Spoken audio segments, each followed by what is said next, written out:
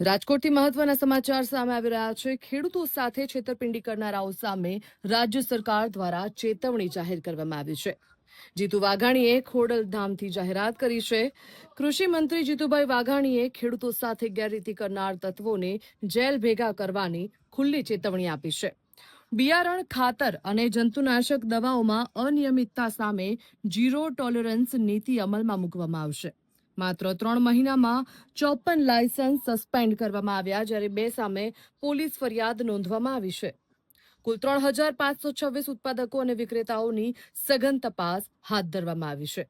તે ઉપરાંત 752 વિક્રેતાઓને નોટિસ ફટકારી કૃષિ વિભાગે કડક કાર્યવાહી શરૂ કરી છે। તો પીબીએમ એક્ટ હેઠળ કાળાબજારી અને સંગ્રહખોરી કરનારાઓ સામે જેલ અને દંડ પણ થશે।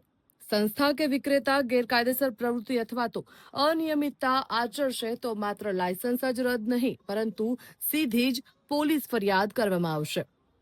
ગત વર્ષે 246 લાયસન્સ રદ કરી 26 તત્વો સામે એફઆઈઆર નોંધવામાં આવી હતી। તો ખેડૂતોને ગુણવત્તાયુક્ત કૃષિ સામગ્રી મળે તે માટે સરકાર રાત દિવસ કાર્યરત હોવાનું કૃષિ મંત્રી દ્વારા નિવેદન આપવામાં આવ્યું।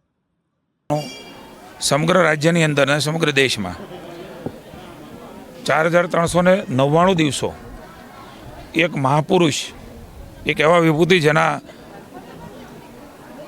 ખોડલધામમાં પણ માના દર્શન કરવા આવવાનું થયું છે, એવા માનની વડાપ્રધાન નરેન્દ્રભાઈ મોદીને 4399 દિવસો એટલે કે હવે જુઓ દેશ દુનિયાની તમામ ખબરો તમારી આંગળીના ટેરવે।